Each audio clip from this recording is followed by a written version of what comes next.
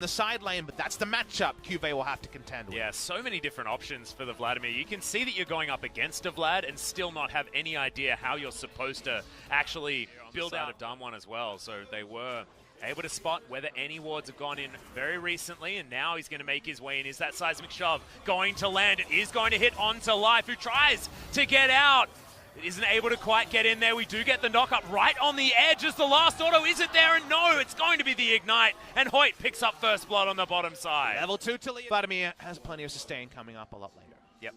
Phase Rush being picked up by Nuguri as well, so not necessarily the most common, as Peanut turns up in the nick of time and is going to land a lot of damage. But the Seismic Shove is going to at least get him out. Zenith Blade is going to knock down a lot of those little rocks on the ground, but that is not going to be enough for Canyon to survive through it. It will be a trade as Life falls down once again. 1-for-1 probably feels a bit better here for Gen G. A bit of a gank here towards the bottom side of the map, and Talia is off the map right now. Darkseal was purchased here by Canyon as he goes for a little bit of a back, but already had that Runic Echoes completed. So now, once again, it's Peanut's chance, and here's the Wombo combo. I thought there might have been a Rakan there, but I could have also been wrong, Papa. So we could at least have a look at what the I coordinated that with Hoyt before the game. Don't worry about got it. I just said 13-28. That's when you need to face check and show us the CC bar.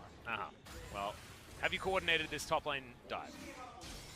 As Cuvée might be a little bit surprised about this one as Canyon just steps up. There's a gravity field there, and look at that burst damage. Just amazing. And Nuguri picked up the turret. Squishy.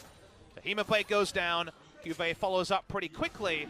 That does mean they know jungle is topside, though, and we're going to see an Infernal for Rift Herald trade between the two teams. Yep, Peanut knows that he's been spotted there as well as the ward just died, but nothing really going to be done about it because this Rift Herald will be the trade that's accepted by Damwon. Not a lot that Gen G can do about it. So Showmaker here in the mid lane as we check in on the CS. Fly certainly doing a great job there, but hasn't been able to bully the Urgot around or anything like that. They get the chunk out. Nuclear will now have to move back, but they're sending more members. How long can Damwon keep this turret up while Vladimir grows his lead top? It's actually very cute that they were able to get the Rift Scuttler as well as clear out vision and let them know what was going on so that Nuclear could get we normally talk about level 9 as being the time where it's really time to respect the dude, but obviously that time has been and gone, and Cuvée has been chaos storming minion waves ever since. And Damwon, now they show the respect and say, all right, we got what we wanted. We don't need to stay bot lane for an extra feels like. And speaking of Vladimir, well, he is going to make his way into the mid lane. Are they just going to try and guarantee the outer turret is the question. Gravity field comes in. Now the Wombo comes down, but Hoyt gets out of the way with a really nice battle dance, and all they're going to get is that turret, but they're not going to lose anyone else. Sticks in the shop, and let's turn it into a hat and go to town. Hungary from a flank is probably going to be a multi-kill, so because of that, Gen G have to be pretty on point with how they play this strike. Notice it's not a Infernal this time, it's Peanut. Yeah, taking way too much damage there as the Arctic Assault was very late, but they just explode the Vladimir. It was all a bait the entire time. They trade 1-for-1 as Fly does end up going down, but that's not the team fight. That Damwon a piercing arrow, and we've got 6 seconds on a teleport Vladimir that Gen G needs to respect. So important that they blow up Nuguri. Ends up being a 1-for-1, but because of the teleport, that's the last point that we have to note. The teleport being up means that they have to back away. To make their way in the late game, and I think everyone's thinking, let's hope it's Gen G so we can see more out of this matchup because it's been so back and forth and so interesting. With how it's been worked out, turret traded will be the answer here as Peanut unable to steal away the Krug camp from his relevance, and Peanut starts to improve as far as his as he gets tankier and tankier, providing that front line that Gen G needed. So let's tell you what you need to look for. So here we go. Yeah, lands the ult. Peanut trying to demonstrate that for us right away as Chains of Corruption not going to get in there as Canyon does his best to escape, but there was no getting out of that one as Cuvée jam into a Knight's Vow, but with the extra health per level, getting that confirmation now that you can go back to the old build and for 2 items be a very beefy Sejuani. And also go in, use that beef, and then come back out again, and then everything's okay. They do get themselves an Infernal Drake here to Damwon. Able to push this one forward, but the gold is in favor of Gen G.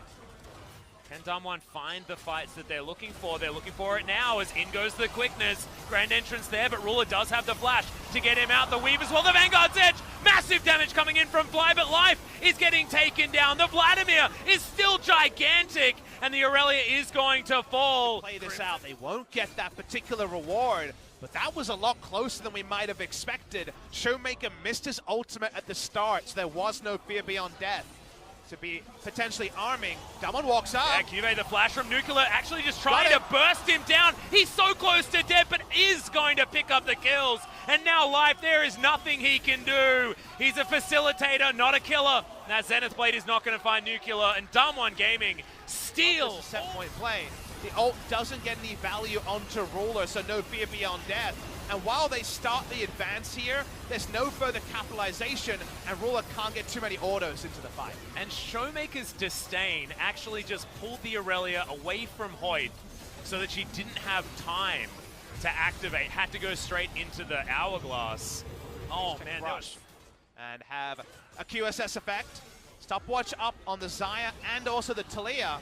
And the classic weave as well, just to get them out of the way of this turret as the Baroned up minions. Not going to go down anytime soon, and this one is about as free as it can get. Damwon looking so clean with their macro play all series long.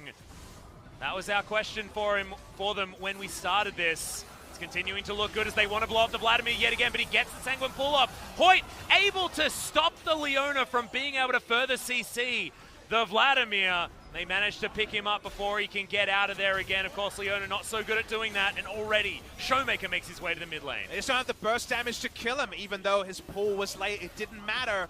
That means they lose out in every single way. Showmaker gets most of the inner turret. Bot lane inhibitor turret goes down, and Gen G, they're on the ropes. Yeah. This Nexus, only a couple of turrets there, but Nuguri, he's just going to get rid of the champions underneath his Ruler. See you later, mate. You are not going to survive that Hemo Plague as two members die in the blink of an eye. Fly looking on in horror from the relative safety of his fountain, but how much safety actually is that as Life turns up, wonders why everyone is dead. You're going to have to go home. It's a 2-0 for Damwon Gaming in their debut game at the LCK. What a statement to be made by the new challenger team, now LCK rookies, a 2-0 over the runners-up of the Kesper Cup in Gen G. A fitting answer to the question of, okay, Damwon were 3-0'd by Griffin, Gen G 3-0'd by Griffin.